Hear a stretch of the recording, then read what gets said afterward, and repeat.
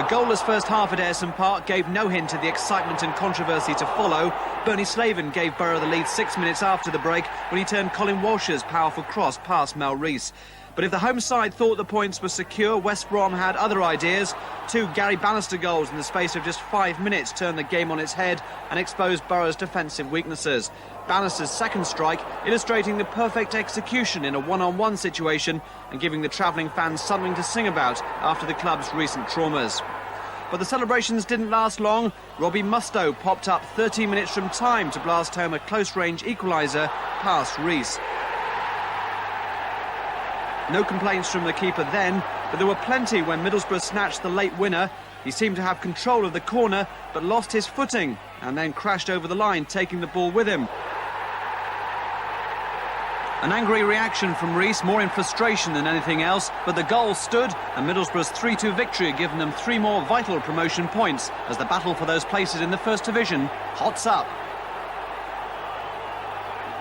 At the Goldstone ground, Brighton kept pace with the leaders as they extended their winning sequence. Mike Small's 19th goal of the season opened the scoring against the latest victims, Leicester City.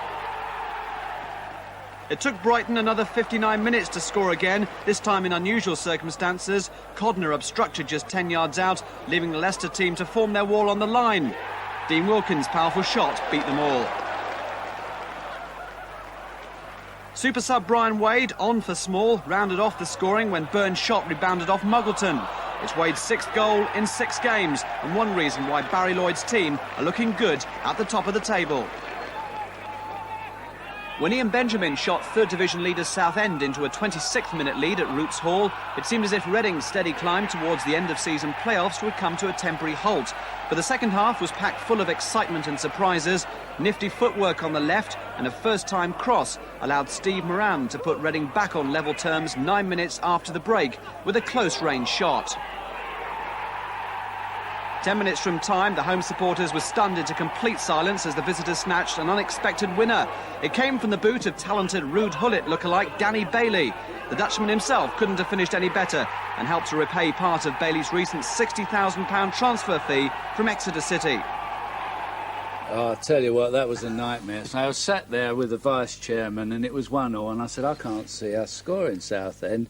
And he said, no, if anyone's going to score, it's going to be them. And just as he said it, the boy Bailey hit it in the back of the net. Yeah. And the chairman turned and he went, it's you two fault, he said, it's your fault. So we got the blame for it. Yeah. All right, well, we'll take a break now. In part 2, we feature Sheffield Wednesday. We'll look at the 4th round of the Scottish Cup and we preview the Eubank World title fight tonight on ITV. Don't go away. And he lost it, the Everton skipper. Rush in on Southall. And off the line brilliantly by Hinchcliffe. Beardsley, and it's deflected off the goalkeeper and into the other corner. Hinchcliffe. Sharp! Yes! Robillard had hands on it, but couldn't stop it going home. Burrows having to go back a long way, and look how Liverpool are being harried. But they still keep their cool.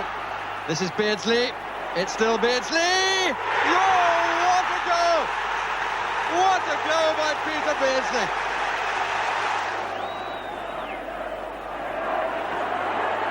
And that's a miss by Nicol! And Sharp scores his second too.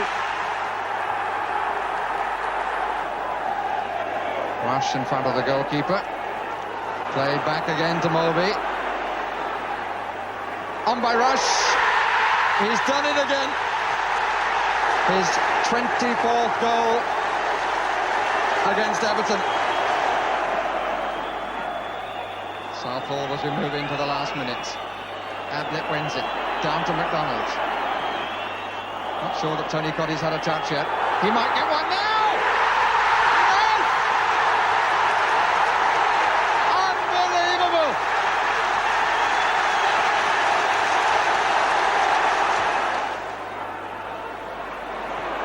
Waiting, one of them is Hussein, and it's in from John Barnes. Newell. Hinchcliffe. Cutty! And snatching the winner 9 minutes from the end after catching the Wednesday defence in complete disarray once again. So 2 successive defeats at a crucial time of the season. Not good news for manager Ron Atkinson. Obviously a crucial point now, 2 semi-finals in the space of 4 or 5 days. What we do know is no way in the world can we play as badly as we did in our last cup contest. How is that result against Cambridge going to affect the way that the lads play against Chelsea? I've no idea. You can bet money, whatever the score is against Chelsea, we'll play a downside better than we did in that. We were awful.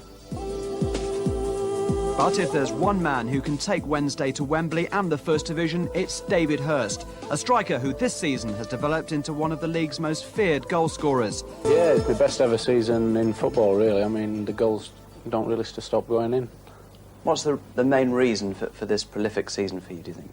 Like I say, I think they're going in. I mean, the seasons beforehand, I've been hitting the woodwork, the keepers have saved them, and this season they're just going in. How's your game changed, do you think, over the last 2 or 3 years, since you've been at Wednesday under Ron Atkinson and since Trevor Francis has been here? I think on the ball itself, I've calmed down. Instead of rushing passes and such things, I think I've steadied down a little bit more with a little bit more age on my shoulders, and it's going good. He's got great strength. He's unorthodox. He's unorthodox sometimes to the point he drives you up the wall. I mean, when balls are fed into him, he's got this super knack of turning with the ball. And if it comes off, you know, it's brilliant. You know, we accept it as a brilliant skill. That's something I can remember Mark Hughes as a younger player having as well. Atkinson sees Chelsea's main threat tomorrow coming from informed frontmen Jury and Dixon, but he's hoping Wednesday can approach the tie in the right frame of mind. I mean, we've been quite relaxed in our cup matches.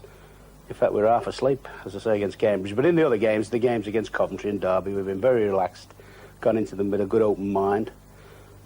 What I do hope, and what we'll try and preach to the players, is they don't freeze on semi-finals. You know, just treat it as something to be enjoyed and make them realise just how close they are to the real big one. And hopefully down at Stamford Bridge we can get a great result and take it back to Hillsborough and finish it off. Well, do you think they can finish it off, Jim? I fancy Chelsea myself. Who do you fancy? Well, Wednesday, funnily enough, I think raised their game the better the opposition and knocked Coventry out in the last round. So I've got a little sneaky feeling that the Wednesday could do it. Yes. Oh, right. Now, you're working tomorrow on the Leeds-Manchester United game live. Yeah. Now, you will also be picking the man of the match. I know I'm picking the man of the match award, and after your little escapade with Alex Ferguson, I'm keeping well away from him. I shall be dodging him the whole of the afternoon, don't worry. Make sure you pick a United player that'll be after you. Well, I shall pick my player and do a runner, as usual. But it should be 2 cracking games. Right, now the Scottish Cup 4th round takes place this afternoon, with Ross County and Meadowbank still waiting to stage their 3rd round clash. Now, the news of that tie today is that's definitely That's lovely. on. Look, the iceberg's melted and the tide's gone out. And there they are, they can play today. That's wonderful for them to actually get a game. But don't forget, of course, that they beat Alloa and Queen in the South, Ross County, in the previous round. Yeah, so, that's right. I mean, they could do some damage. Oh, yeah, I'm sure it'll be a draw today. And they'll be keyed up for it. Let's have a look at the other ties there in the 4th round. Yeah. Nothing really outstanding, Jim, is it? No, you've got to back Cowden Beath to beat Rangers. Yes.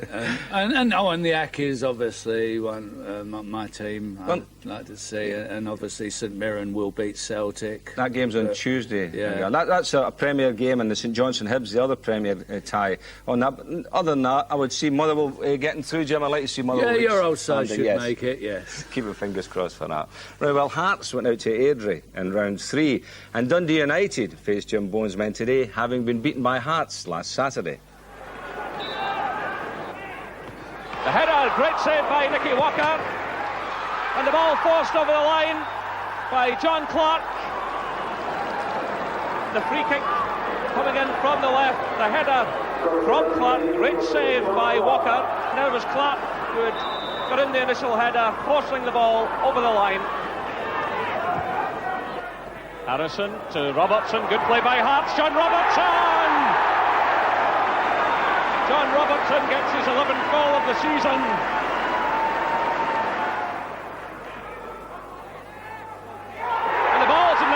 Alan McLaren's header.